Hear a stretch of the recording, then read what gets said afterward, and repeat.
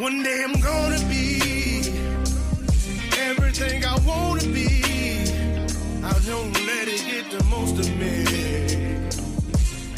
One day I'm gonna be free. I wanna be everything I'm gonna be. My future right in front of me. One day I'm gonna be free. I wanna be free. Then let me be free. One day I'm gonna be free. Mentally and physically, emotionally and spiritually. Yeah. One day I'm gonna be free. I'm standing at the crossroads, feeling like a lost soul. Don't know where I wanna go, but all I know is I wanna be free.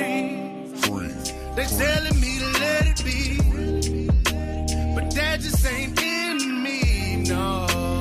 Jealousy and envy, but all I see is I wanna be free. See everything I wanna be, exactly what I'm gonna be. Don't let it get the most of me. Eventually, I'm gonna be free. See everything I wanna be, exactly what I'm gonna be. Yeah. One day I'm gonna be free. I'm gonna be free. Let me be free. One day I'm gonna be free. Mentally and physically, emotionally and spiritually. Yeah. One day I'm gonna be free. I told them take their aim off me. Stop trying to get a name off me. If they would just let me be, I'm gonna be free. I told them take them chains off me and throw away the locks and keys. If they would just let me be, eventually I'm gonna be free.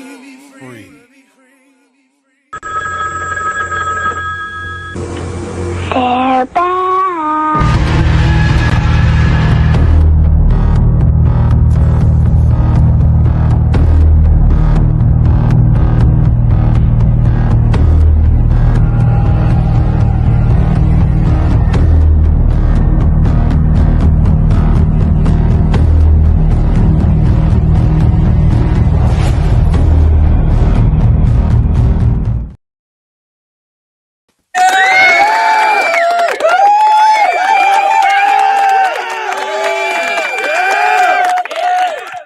What up, though? 7 days, and we back again for another episode of the Dominant Effect. I'm Archbishop. We got Mike Ball. What's up, everybody? Glad everybody's able to tune in. The picture that y'all seen during the opening was a shout out to a very special friend of mine. We've been friends for many years. And he unfortunately passed away today. I just got the news right before the show started. It's bear with me for a minute. He was a true friend. He was one that no matter what the situation was, you go to him, and if he could help you, he would, no question. He's one of them friends. If you go to him and tell him, "Listen, man, I need you to do something I can't explain to you, but it got to go down," and he's gonna be like, "You know what? Whose car we taking?" He ain't gonna ask no questions. He was one of them type of friends. You know what I mean? And it was sad to hear what happened. He was in a in a motorcycle wreck like you, Mike, some few years ago, and um, like you, he also lost a limb, lost his leg. He was, had to go through the whole thing with the prosthesis and all that. Um, sad, sad day, sad day. So we're gonna we're gonna try to get this show going. Like I said, I may fumble a couple times, so bear with me tonight. But That's all right. but I had to do that first. You know what I mean? Because it's weighing heavy on me right now. So Tony, glad you on here, brother. Tony is also real good friend to Jughead, and actually I met Tony through Jughead when I came to Florida because he was already here, and we ended up being good friends as well. So um, man, I don't know what else to say about this, man, but my prayers and condolences go out to Jughead's family, Melissa, and son Randy, and um, man, no, that's to say, man. But May you start. rest in peace, man. Yeah, let's let's start the show. That's right. So for decades, governments um, sold us on one simple promise: if you work hard, follow the rules, pay your taxes, stay patient, then tomorrow will be a better day. And overall growth was that guarantee. Progress was just an assumption, and the future was something that we all look forward to. But I need you to listen closely because that language has changed. Leaders don't talk about growth the way they used to. They don't promise expansion, prosperity, opportunities at a scale that they used to. Instead, the new word for everyone is resilience. Resilient communities, resilient infrastructure, resilient economies, resilient citizens. Now, on the surface, that sounds responsible, even comforting to some people. Who wouldn't want to be resilient? But words matter, and when the people that's in charge of promising improvement and starts talking about endurance, then that's that branding shift. Yes. That's a warming. Um, Nomenclature is important. yes, because growth assumes stability, and resilience assumes disruption. Growth assumes tomorrow is going to be a bigger day, a better day, while resilience assumes tomorrow might be a little bit harder. So the real question isn't whether resilience is good or bad. The real question is why now? Why use this word? Why everywhere? And what does it say about the government's eye on what they see coming that they haven't said out loud yet? So tonight we're going to break down this quiet pivot from growth to resilience, the historical moments that that kind of reinforced it, who benefits from this shift, and what it means for everyday people living inside this system that are no longer designed to expand, but to survive. Because when leaders stop promising more, you have to ask, what are they preparing for instead? Of course, it's a trade-off always. Right. So this is what we're gonna tackle today. Um, so we're gonna start out talking about this language shift. And I want to start with something subtle because the biggest changes usually don't announce themselves loudly. So if you listen to a lot of these politicians and these global forums and World Economic Forum just last week and policy papers, even uh, corporate earnings, there's a word that keeps popping up in everybody's conversation, and that's resilience. Mm. They're not talking about growth. They're not talking about expansion. They're not talking about prosperity. They're only talking about resilience. And at first glance, it sounds responsible. It sounds mature. It sounds like adults are finally in charge of things and they're working on it. But when you zoom out on that, you realize that this word doesn't replace growth by accident. It replaces it because growth is no longer something leaders are confident in promising people. Right. Um, this growth assumes things that are fundamentally stable. It assumes that the supply chains will work, that energy stays affordable, that data stays manageable, and that the geopolitical tensions don't spiral out of control. Because resilience assumes the opposite. It assumes disruption, which is now like our normal. So when a lot of these leaders emphasize resilience, what are they really telling you without saying it directly? Are they saying that things are unstable, and they are they saying that this is just a temporary phase, or is this kind of like the baseline that they're trying to plan around? Man, I hate to be that guy, but it's all downhill from here. It's all downhill. Like I don't see there being much quote unquote growth, uh, you know, much at all. So yeah, I think that the politicians know it just like the people do. I mean, especially the politicians. And at this point, yeah, they're changing their rhetoric from promises of growth to resilience, of course.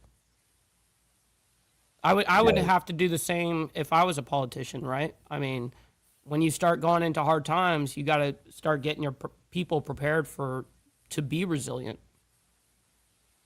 yeah, true, true. For the most part of it, you would think that, but like I was saying before, you know, back in the latter years, that was part of the whole American dream. You know, Hmm. you work hard, study hard, you pay your taxes, and if you do all these things, then everything is going to be good for you. You Right. know, um, and now with a lot of the changes that's going on, and it's not it's not just changes that just happen. This is changes that's been going on for a period of years, and it's been gradually uh, decreasing to the point now that you're actually questioning yourself as to you know what exactly is this. You know what I mean? And then you keep hearing this word resilient. We stand resilient. And to me, that's just another word of saying, okay, everything that you thought that you was gonna be able to do, nah, it may May not be may so. not pan it may not pan out like that. Right, Right. right, right. It may not be what you think it is. Or you may get it, but you're not gonna get all that you think you're gonna get. Hmm. So that's kind of what I'm getting out of it. Um, but like when you think about it, for most of history, a lot of these governments kind of ruled on that simple promise. You know what I mean? Tomorrow will be better than it was today. And that's a lot of things that I heard when I was growing up. You know what I mean? It may be bad today, but tomorrow's another day, Right. another opportunity, another way to um, reach out and take what you need, get That's what you right. want. Make another opportunity out of the day. Right. Right. Now I'm right after let's see, right after World War II, growth became that that that engine for legitimacy. So you think about it. GDP went up, jobs expanded, infrastructure improved, and the government basically said, stick with us because this system works. And if you stick with it, everything else is going to be okay. But that promise started cracking right around the 70s, 1970s, when you had the oil shocks and you had inflation, and then here come globalization. That started creeping in, which kind of masked that instability by kind of spreading the production across the world and locked it in on growth. But that was what was fragile. The fragile part of it was the growth. And then the real turning point was right around 2008 when you had the financial system that nearly collapsed, and government stepped in to save it, but something changed permanently when that happened, though. Like the overall trust in that belief that this system works as long as you stick with it. You know that, during 2008, that's when you had the huge financial crisis with Fannie Mae and Freddie Mac, and people were losing houses, and I mean, banks was folding, all different kind of stuff, and then you I had the think Fed jump in and just kind of save the day. I think we're looking at like ever since the Federal Reserve was established. Ever since then, every 20 years, there's a major disaster. That's the way I see it. All the way from then, from what was the Federal Reserve established. I can't remember the date, but nonetheless, it 70s, 90s, .com mania, '02. I mean, and this is specific to what people were feeling in the market, and when governments had to come in, bail out, do a whole bunch of shit. Yeah, I think we're on a downward slope and have been since the Federal Reserve has been established. Mm-hmm. Now from that part, from 2008 on, you have a lot of these policymakers that kind of understood that something that the public they understood something that the public wasn't fully told, and that was that this system could survive shocks, but only barely. And if it broke again, then the consequences would be way worse than what went on in 2008. So fast forward to today, you got pandemics, you got wars, you got rumors of wars, you got supply chain breakdowns, you have climate events, which you just had a huge snowstorm that just took over the Midwest here in the East Coast. Dude, 2,300 miles of a weather storm. That's insane. 2,300 Right. miles. Right, massive debt that everyone is going through, and then these experts that talk about it every day, they call it a what's the word? A poly crisis, which is like multiple crises that's overlapping each other. Oh shit. Yeah, And that's the predicament we're in for damn sure. right, and At it this really point.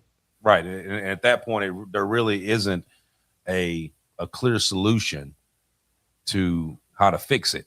They just Yeah, keep because talking about it. you can fix one thing, but then you can dramatically affect this part, and now you've totally destroyed yourself. So there's when you're dealing with not just one chaotic problem, but multiple at the same time. Yeah, that I'm sure it's going to be difficult to navigate. Oh yeah, absolutely, absolutely. Um,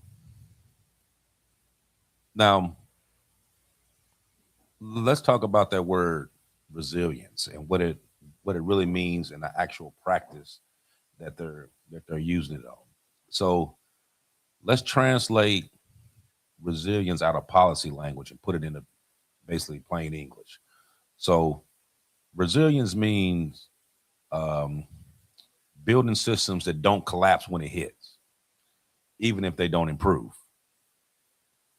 Um, so take like silver that we was talking about a couple of weeks ago, how the price of that, you know, caused major issues, but it didn't collapse. Right. You see what I mean? It may have put some banks on the verge. You know what I mean? They still never came out as to which bank actually did bankrupt to where the Fed had to jump in and bail it out. Never said it yet, but there was one. But it was still able to keep going, even though it took that initial shock. It was still able to keep going, and that means that the redundancy kind of is more. Let me see.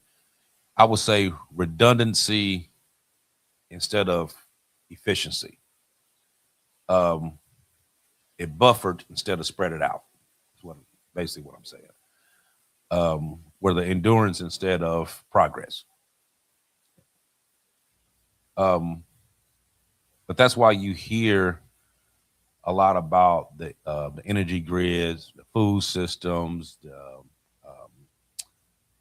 banking regulations, infrastructure, and even social behavior, because all of that stuff is going on right now. Because the government, they're no longer asking how do we grow this, they're asking how do we keep this from faltering. How to keep everything afloat and not have these huge sustained losses, which is why back in December they switched from the quantitative tightening over to quantitative easing, so that way Easing, right? that freed them up to where they were actually able to Has some print playing this around. money out. Right, Right. right. So you printing it out on paper and you spreading it out. You actually did it just in time, because when that silver hit, you were able to come in and bail that out. You see what I mean? Mm-hmm. Because you had to print out more. Um,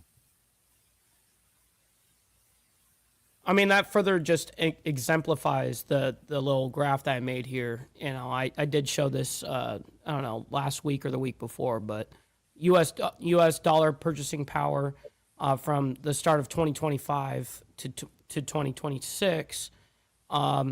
You guys can see that blue line going down. That's us just basically printing money, and gold and silver, ironically, are just skyrocketing in purchasing power.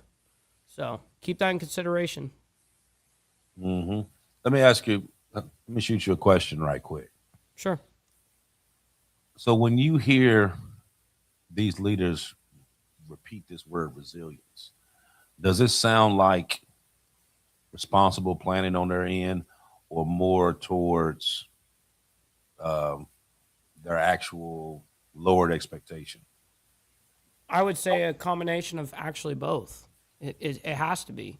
Um, I think that politicians do things and say things in particular, A, to get elected and reelected, but to also be able to go, hey, I told you so, And so when they start using specific words like resilience, I think, yeah, your ears should definitely perk up. Absolutely. Each word is selected by them like that on purpose. hmm I think on the um, trying to think of a good way to put this. Um, I think on our side, like on the people side of it, I think that um, most people don't consciously recognize it. They don't really pay attention to No, you're right. it, because It's super they don't subtle. act, right. 'Cause they don't actually feel it right now in their daily lives, so they it kind of goes right above them. You know what I mean? Um, and it's kind of like, okay, higher costs, fewer guarantees, a little bit more uncertainty, and it's like where it has been that way for a period of time, they've gotten used to this part of it. You know what I mean? And then it's a lot of people that, you know, the younger adults that didn't really go through the actual age um, where I had grew up in, where you had this, you know what I mean? So if there's nothing for them to actually compare it to, you know what I mean? Because they wasn't living back then where all this was, you know what I mean, was coming up, the whole American dream speech, and being able to, you know, uh, work hard, and everything was going to happen for you. And if you Man, I work and never you even save heard and that you get all rhetoric. that, you're gonna get all of that. You know what I mean? Like I I said, never even heard that shit. For me, it was you'll never be able to afford a house. Okay, that's kind of right. where That's I what you was. right. That's what you get That's what I now. was born into. Right. Real quick, and Papa D coming in with the $2 saying blessings. Very much Okay. appreciate that, kind sir. Thank you for that. Yeah, that's what they say now. You know what I Hmm. mean? When during my time, it was like everybody was okay. You you got a job, got your house, and wife and kids and white picket fence, and Right. you know what I mean, that was what you strived for. You know what I mean? Where you can You can buy a house when you were in your 20s. And, now the average age for people buying a house is in their 40s. Yes. Yep. So it is drastically Late 40s, by the way. changed. Right, right. It is drastically changed. Just like how, you know, um, women usually had kids younger back then.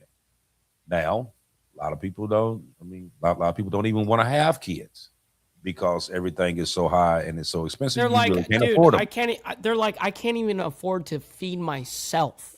How am I going to be able to, feed a child and be able to? I mean, do you know how many diapers you go through when you're having a? I mean, unless you're a parent, you don't know that kind of shit. Like how much, like the amount of formula you need to get. If I mean, eventually you're going to probably end up using it.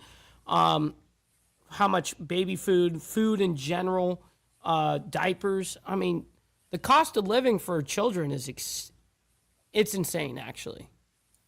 Mm-hmm. Absolutely. Absolutely.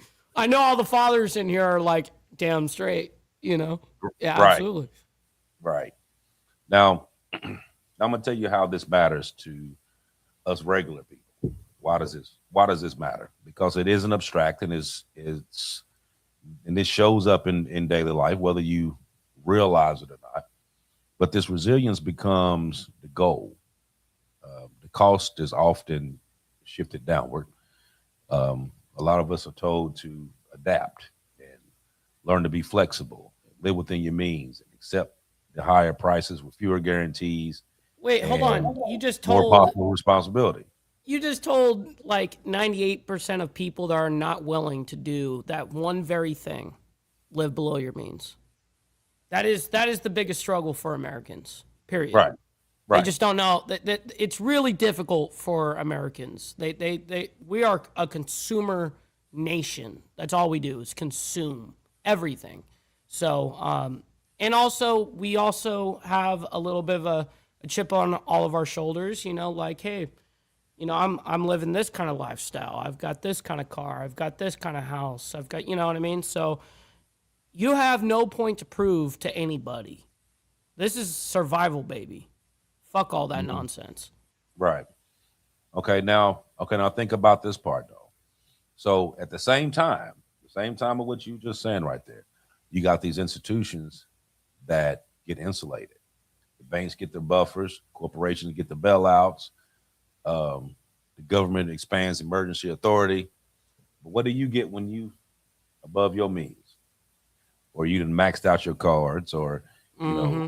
or your debt income ratio is off tremendously because Yeah, the your bank is your about wage to. is staying one way and everything else is going here. You know, you don't get a bailout. Yeah, the You bank is stuck. about to come in and take your fucking house, homie.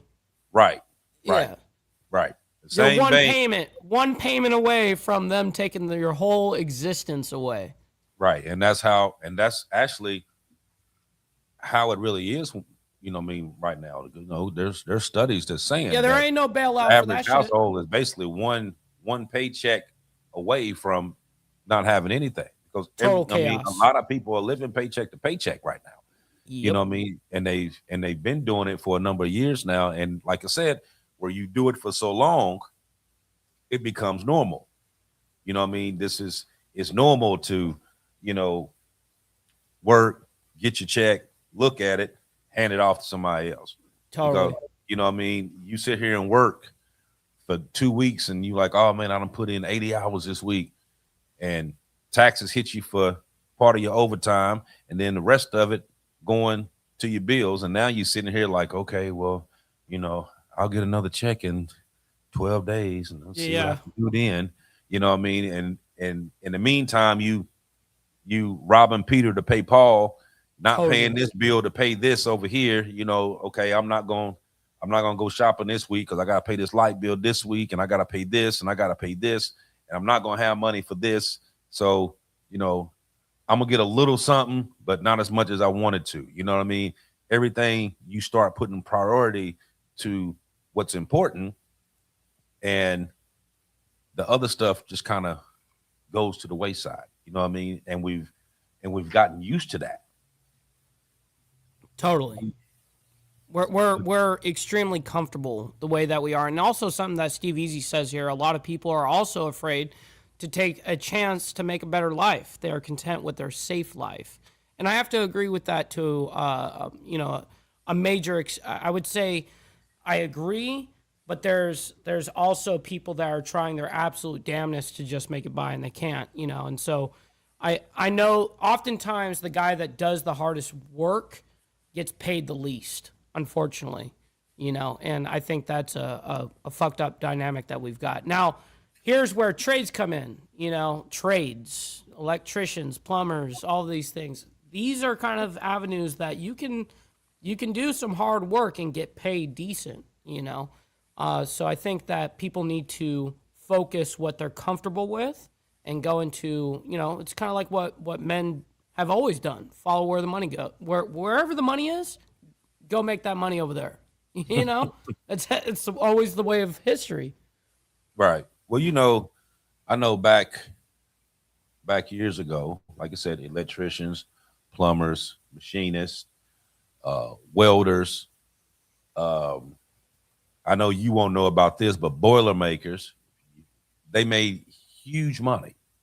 You know what I mean? Yes. Everybody needed them. Now, a lot of those trades is going to the side. Now it's more cyber coding, cybersecurity, stuff like that. That's the stuff that you need to get into now. I seen a show the other day on YouTube where they was talking about within the next 5 years that they will have technology that you wouldn't need surgeons, that their robots will be that precise and better that you wouldn't need surgeons. So you're thinking like, okay, well, what about all these kids that's in medical school right now? That's going to end up with these huge student loan debts, $100,000-$200,000, some more than that in student loan debts. And then by the time they get out, they're not even needed because you got a robot that can do it just as better and don't need time off and don't need to be paid and, don't need none of that. They're just regards to AI, I think that, yes, it threatens a lot of careers like that, right? But also, I do think that us men, as a society, need to adjust to technology growth. So if AI is taking your job away, okay, well, now figure out how to program that AI or how to fix that AI when it breaks. Be the engineer that can, you have to adapt to your situations. You can't just be like, okay, I got hired at this, and this is what I'm going to do for the rest of my life because I'm content and comfy. Forget that. Mm-hmm. If you see that AI is going to take over your job, well, get ahead of the ball and go, okay, well, what can I do to make sure that my career is safe? Well, let me learn everything about the AI program. Let me learn everything about this robot that does it and how to fix it if it breaks down or whatever. There's ways to get ahead of it, but a lot of people are just too comfortable in their safe, cushy environment, which is what originally what Steve Easy was getting at in the chat, which I do agree with. Mm-hmm. Yeah, that's right. I mean, and you should. Right. And but that's more along the lines of the younger ones that's coming through. What about these ones who, let's say these ones that work at Ford, that's been there for, 25, 30 years, getting ready to retire. And now, okay, you got a whole new thing going on now. You know what I mean? A lot of people are not going to be able to, like, even with those jobs, even if you know how to code and program AI and stuff like that, it's only going to be a certain number of jobs for that. You know what I mean? It ain't like everybody can go and try to learn it, but they're only going to have certain few that's actually going to be able to do it. You know what I mean? That's true. So those what are the happens people to the getting rest ahead of of the ball. Well, that's the people getting ahead of the ball. The ones that put forth that effort to learn it before you have to need to know it. Because when it comes time, and they lay you off because now AI can do your job. I mean, if you can't give the company a valuable reason why you should still be an employee there, I don't know, man. Those are the people that just see shit, and they're like chameleons in that aspect of the workforce. Like, hey, my job title may change, and that's exactly what happened to me. For instance, like in the DOT regards to oil and handling and all that, my regulations changed every single year, especially in California. I worked in the Port of Long Beach and Los Angeles, so regulations changed every single fucking year. And that shit to me was the biggest bombardment of my job, because one year we're allowed to do it this way, and the next year we can go to and literally get 15 years in prison for it. So there's a major difference, and you have to be able to go, okay, well, I can't do that. I gotta spin on my heels and adjust. And I think that's what people need to do in life in general, not just in a workforce. I think that is something that us human beings need to be able to do, is to acclimate to our environment. Mm-hmm. Are you familiar with the New Deal? You know what that is? Not necessarily. Okay. No. Okay, so I give you this short version. So, in a nutshell, the New Deal was like a massive series of programs and stuff launched by President Roosevelt back in. Okay, I've heard of this before, but I don't know the exact details of it. In between like 1933 and 39, shortly after the Great Depression, basically that's what rescued us from the Great Depression. And they put in a lot of these programs. That's where the stock market oversight comes in. That's where FDIC came in the picture. A lot of agriculture adjustments, civilian conservation, all that stuff. And basically what that New Deal was like a rebirth. Okay, so you had the Great Depression. Everything was nothing. You know what I mean? Everything dropped to nothing. People lost fortunes. People, they showed things where these bankers were just unaliving themselves because they lost everything. Yes, and that did really happen. Yeah. Right. And this New Deal is it's what they put in place to like jumpstart everything and bring everything, back on track. You know what I mean? To where prosperity actually started picking up again. You know what I mean? And that's where, like you hear the older people talk about it all the time. When they talk about the New Deal, that's what they meant. It was you bringing the country back from shambles back up to a prosperity level. That's where the whole, work hard, do this, and this is what's waiting for you if you do these things. So are you telling me that was a type of level of propaganda to boost morale? Well, it was, and then it actually did happen, because no, it did. Like probably like right after that, and you got World War II, everything else jumped off. You know what I mean? Everything shot up, and like I said, it was business wise, it was a great time to be in America. Yes, a lot of the, right. If you worked in steel work, or you worked in the coal mine, stuff like that, it was a great time because you made a lot of money. You know what I mean? And you were able to pay your bills and feed your family, and still have money that you could save. Yep. And you can invest, right? Save, and you could and you had have a nice car. Right. So you had that look like, okay, I could see the light at the end of this tunnel. I could, you know what I mean? I'm good. I'm comfortable. You know what I mean? Well, I don't have a million. Because they're also feeling the effects as the shift changes little by little, right? Right. But see, like, okay, like for instance, like we was talking about, like I just bought up the coal company. Now, I'm from West Virginia, and West Virginia was primarily. Are you actually? I didn't know that. Yeah. So that's cool. West Virginia is basically a coal mining state. You know what I mean? Back during that time, all the way up until the mid 90s, coal was the number one thing that was brewing there. You know what I mean? Everybody, when you went through high school, you had a couple choices. Either you're going to work in a coal mine, go to college, or go in the military. Isn't that really kind of the same thing now? No. Kinda? No. I thought it was the same. I mean, I know it's not as booming as it used to be, of course, but people still coal mine there. Very little. Okay. Very little. A lot of those coal miners dried up, closed down for when they started putting in different policies for like pollution and stuff like that. A lot of those coal mines shut down because they started using other alternatives for energy besides coal. Sure. So once they stopped doing that, the actual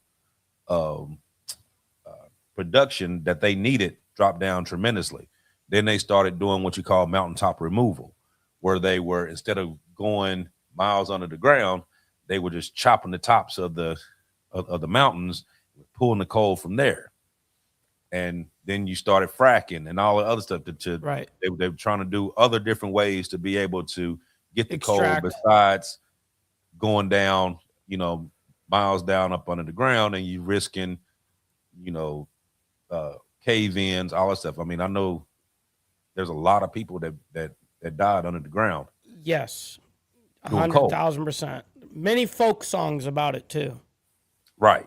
But that was the big thing though, because I mean, you could be working a regular job and a job will pop open for you in the coal mines, and that's where you're going because that's what paid.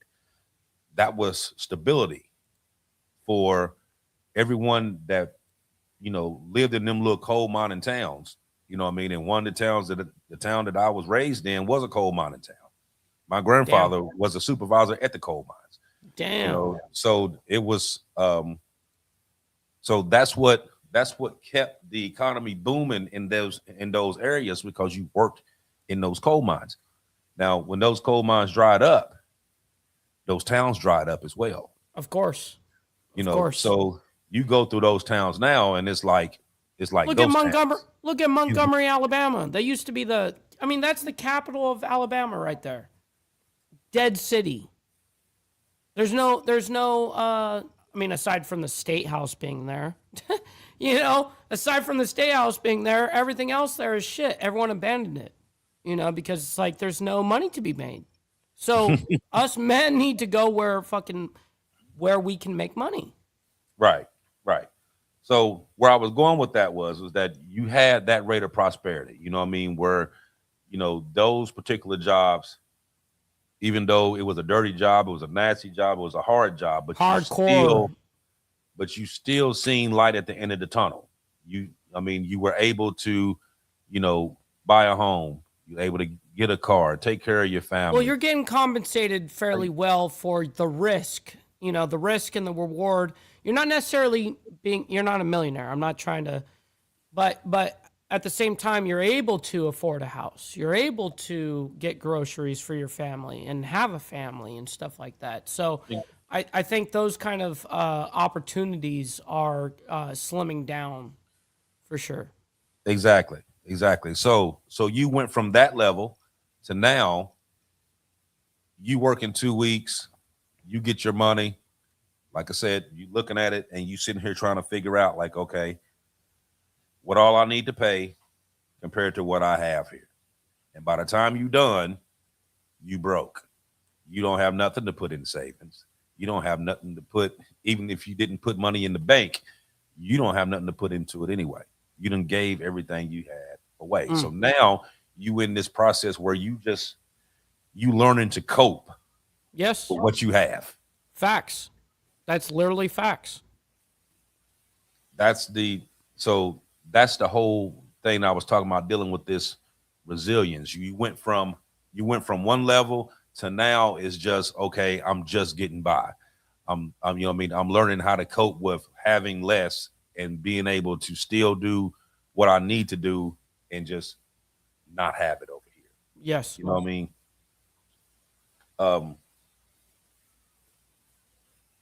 But here's the here's the danger that nobody really talks about dealing with this though. It's because resilience is only supposed to have been temporary. Um, like just like you prepare, how you prepare for storms. Um, a hurricane come through, you prepare for stuff like that. You don't prepare to be resilient because it's a way of life. You know what I mean? To where every day you have to learn how to be resilient. You know what I mean? You have to learn to cope with whatever, settle for less, and just let it go by. You know what I mean? But I agree, but this shit, it really is gladiator school. I mean, at this point, like, that's why, I mean, I had the carpet pulled underneath from me before. And that's exactly why I've set myself up for no matter what the situation happens, that can never happen again. I just don't set, I don't set myself up for that, such as debt, anything that they can come in and take power over you, exactly. And that actually makes a lot of sense because when you think about it, history shows that societies don't really collapse because they face hardship. They collapse because people start believing that hardship is actually going to lead them somewhere. Right. Agreed. So if resilience replaces complexity and people actually start disengaging, then they stop investing emotionally. They stop investing economically. They stop investing socially. And emotionally as well. yeah, I said that. Did I say sorry. Yeah, I said that. My apologies. And once that happens, it's hard to survive anything at that point. Yes. If you basically just wrote off everything. You know what I mean? Just all right, it just is what it is. I'm just gonna deal with it. I'm gonna say something that's really interesting. For instance, do you know that the for an example, in Ukraine, do you know what? And I just recently learned this from Straight Jacket in the chat. Do you know the biggest struggle in that whole ordeal is American soldiers are very used to always winning. America's got their back. I mean, we're the number one in the entire world. And then all of a sudden they go over to Ukraine and fight that fight and realize, oh shit, these guys only last on morale. Mm-hmm. When you don't have that major backing like that, like we're the number one, we're the powerhouse, we can swing our dick and do anything we want. Now they go into an environment like that, and then they lose it real quick because they're like, oh shit, we don't have what we do in the United States, Mm-hmm. Absolutely. That's kind of an example, though, of what you were talking about. Oh yeah.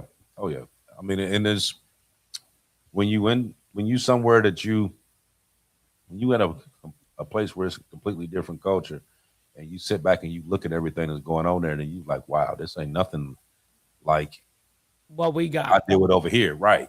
Which actually makes this over here so like, oh shit, it's really not that bad. Listen, that's why I tell everybody, if you haven't been to a third world country legitimately, not Tijuana, okay? You know what I mean? I'm talking about like legitimately going into like places that struggle for real. And I have, for instance, I mean, I went down into Brazil, went in the favelas of Rio, into Sao Paulo, Brazil, all that. And these guys are living off of nothing. Nothing. It's incredible.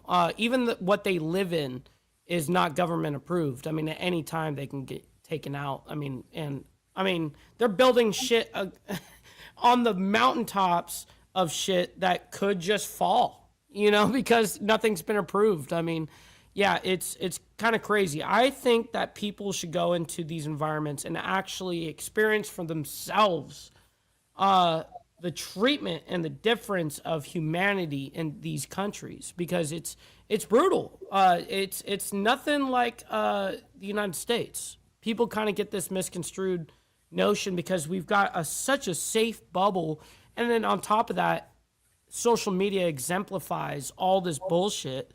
And people, unfortunately, are very ignorant and arrogant at the same time, and they don't actually research and dive deep into they're very surface level people. And I hate to say it that way, but it's like, unfortunately, people don't like actually experience these situations. They only kind of hear about it, or maybe if they do hear about it, they've got their fingers over their ears. I don't hear nothing, but I think it would be good for Americans, all of them. I actually I condone every single American citizen that has never been to a third world country. Go to one. Check it out. I think to some people, you could think of resilience as more or less like a bridge. You know what I mean? And what I mean by that is that it really kind of depends on what comes next. So if this resilience leads to reform and investments and renewed opportunity, then of course it's a good thing. But if it becomes a permanent excuse for why things never improve, then it's basically conditioning people to accept less and deal with it. Unfortunately, yes. And that's kind of what this is. With a lot of stuff that's going on now with, the job losses and the layoffs and, unemployment spiking, and you have the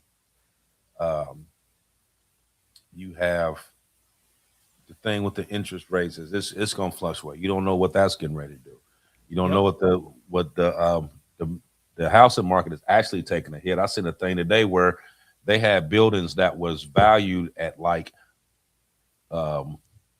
these big high rise buildings that was valued at like 3 and 400 billion, that they were 3 and 400 million still, sorry, that they were selling for like 900,000. Oh wow. And $1 million, because Yeah.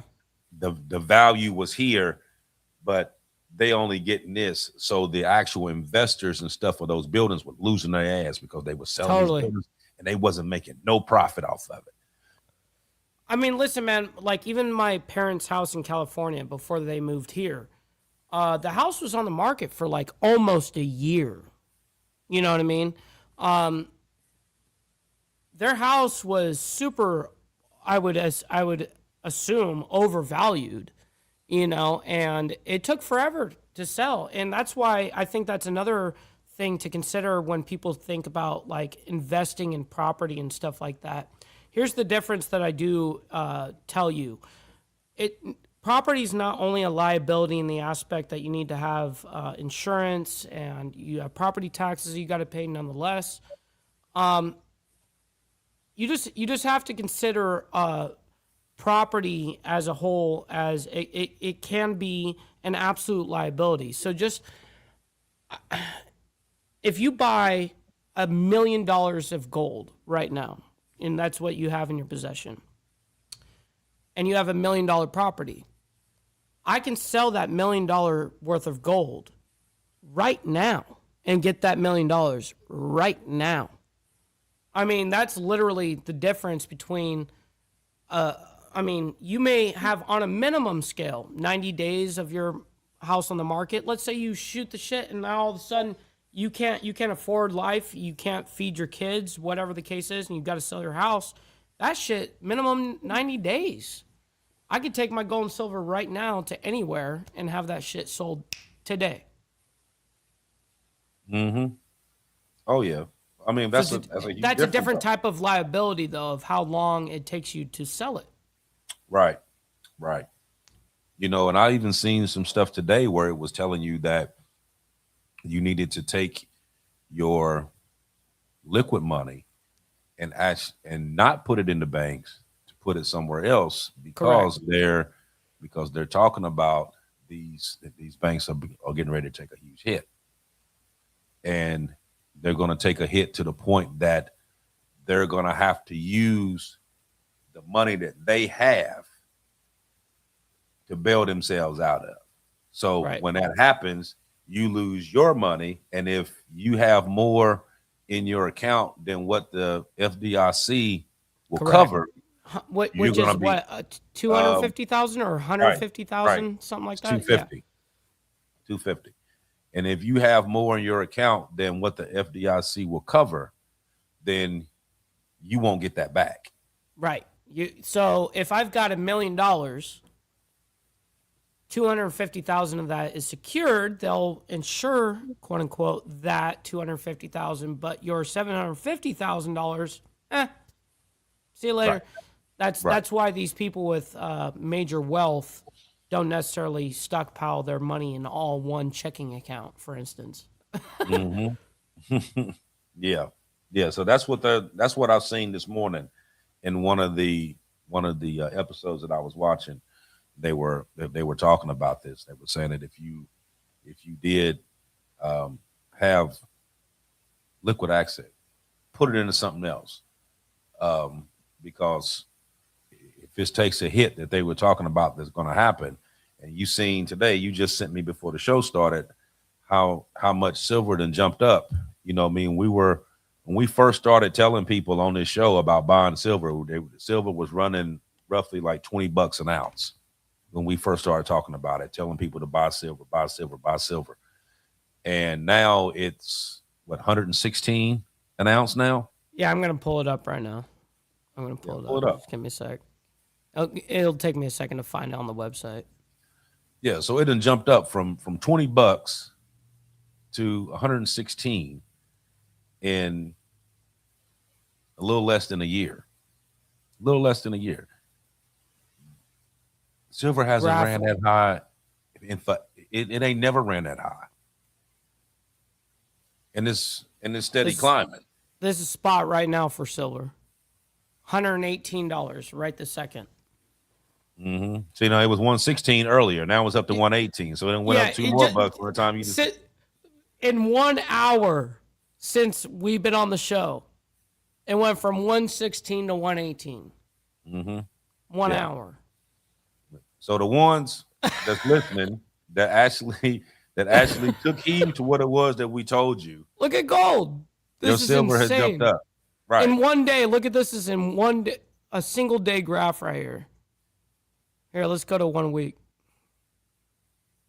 This is just insane, dude. 1 month. That's gold. Mm-hmm. 3 months. Yep. We're at so 55.26 an ounce, dude. That's crazy. It is crazy. So like I said, we've been talking about this for almost a year now, telling people to go do this. So if you listen to us when we first brought it out, and all these other weeks that we've been saying it, then you made some money. If you didn't,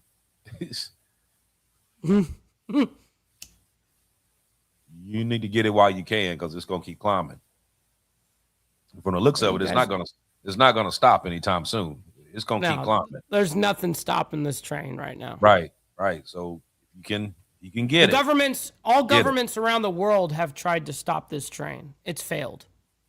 No. All governments, China, everybody. I mean, look at China right now. Their silver is like $160 an ounce. Mm-hmm. See, but China also have it to where they're not giving none away. And it's staying right there. They ain't giving nothing away. Right now, it's actually illegal for them. They made it like law that they are not allowed to export silver. Yep. They're keeping everything in the house. Mm-hmm. They're not letting nothing out. That's why I watched the Hong Kong exchange for the whole silver and gold markets. I watch it on Sunday nights. And because when you start seeing that graph move on their side and it's going steady up, all of a sudden you know that Monday morning when markets open here, it's automatic. Mm-hmm. But you also have to watch Mexico. Yes, that's true. Mexico has the largest silver mines in the world, and if they put a ban on that to where they're not exporting any silver out of there, that's when silver is going to go. It's going to bull run. Look what Claire says. I've already made $200 on my coins that delivered today. Mm-hmm. Yeah, absolutely. You know, what I mean, when I bought mine when it was I bought my first couple pieces when it was at 20. I bought my last couple pieces when it was like 29, $30. Damn. So what I bought is already went up 5 times from Yeah. what I paid for it. Yeah, that's kind of insane. Yeah. And it's gonna keep climbing. So, like I said, if you have not bought it, get it. Get it. Okay. It's not climbing just for the simple fact of climbing. It's Or climbing putting for it a in your reason. face. It is climbing for a reason. Grab it. Okay? Grab it. Even if you just Facts. get a little bit, get something. And Get something don't that you get can physically hold. don't get EFTs. Guys, don't buy buying futures, shorts, none of that shit. Be obtainable. What you don't have in your hand, you don't own. If you don't hold it, you don't own it. Right. So we're sitting at just over an hour here. So we're gonna tune this down for the evening. Um, but I want to give this closer before we go.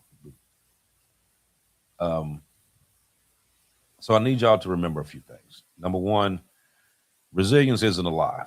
Systems do need to withstand shock. Communities do need to adapt, and people do need to be strong in uncertain times. No matter what, you're gonna have to be you're gonna have to be strong for what's about to come, because what's about to come is it's um it's gonna challenge everyone, mentally, physically, emotionally. It's gonna challenge your pocket. It's gonna challenge your bank account. It's gonna challenge everything that you know for being true. You're gonna it's gonna challenge everything. Um, but resilience was never supposed to replace the actual hope that you have. It was supposed to protect that. And the danger comes when resilience becomes permanent policy instead of a temporary position.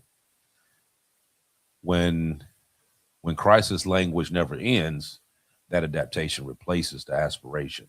When survival quietly replaces that progress, because society doesn't thrive on endurance alone. It thrives on belief that effort's going to lead you somewhere, that sacrifice means something, that tomorrow is worth actually building towards. So if the future that's being offered to us now is only one of management, uh, mediation, and maintenance, then people eventually they just stop investing. They stop investing emotionally, socially, and economically. And when that belief disappears, no amount of resilience can hold that system together. So the question isn't whether we need resilience, because we do. The real question is whether resilience is being used as a bridge to back to bring us back to growth, um, or is it just quietly lowering expectations without admitting something fundamental is changing, which we all know, and all you ones that watch know that something is fundamentally changing. Um, that's what I'm gonna leave y'all with this tonight. Are we being prepared for a stronger future, or are we trained to adapt to a smaller one? I'm gonna say that one more time, and I want y'all to think about this when this show goes off. Are we being prepared for a stronger future, or are you being trained to adapt to a smaller one? So let us know what you think, because if resilience is our new goal, the future belongs to the people who decide what that word resilience really means. Mm. So I thank you all for coming out, like always. Like, follow, share, subscribe, hit that like button. That like button means more to this show than anything. You have to, the ones that watch this show on a regular, you know that YouTube don't like us talking about this stuff. Facts. You know, they hit it, they shadow ban us, they do everything humanly possible to keep this from going out. So by you hitting the like button, by you hitting the comments after the show, put the comments in, stuff like that. That's what kind of tells the algorithm that it needs to be out there. Mm-hmm. And it'll put it back up to where more people can watch. Facts. Think about it. The ones that watch on a regular, you know what we put out here. And you know that the stuff that we're talking about, it's no lie. It's the truth. The truth's the light of the world. And this is the stuff that needs to get out there. Because the more people who don't know this, it's the more people who's going to suffer on the back end. So, like, follow, share, subscribe, tell your people, go on here, check it out. Pass it on to their friends. That's how we keep this momentum going. You know what I mean? We don't, super chats is good. Donations is great because we ain't getting paid from YouTube because YouTube don't like us. That's right. That's facts. All great. But hitting that like button, hitting that subscribe button, that's what gets us where we need to be. That's what gets this word out to people who don't know. You know what I mean? In the good book, it says, my people will die from lack of knowledge. This show here is exactly what we're doing. We're putting out knowledge. We're putting out truth. Main point, truth. And that truth means everything these days. So like, follow, share, subscribe, hit the little QR code at the top, take you to the Diamond Effect website. Have a lot of stuff on there, old shows, a lot of merchandise, stuff like that is on there. Also, for you ones, we was talking about the movies, the lawful ones, just hit today. It just came out today. It did. So you go on Tubi, type in the lawful ones, you'll know it because you'll see me on the front of it. Damn straight. They're gonna show the first 4 episodes, and then they're gonna drop the 5th, the 6th, and the 7th right after that. Damn. Yeah, but you can go on Tubi right now and watch it. Also, Riding Dirty Part 1 and Part 2 is also on Tubi. So y'all sitting there, you ain't doing nothing, cut on there, watch it, check it out. Tell me what you think. Other than that, like I said, once again, my condolences to Jughead's family, his wife, his sons, his whole family, man. That's a hard pill to swallow right now. Mm-hmm. It's an uneasy subject to even touch back on it. I'm not going to. I just want to say my condolences to your family once again.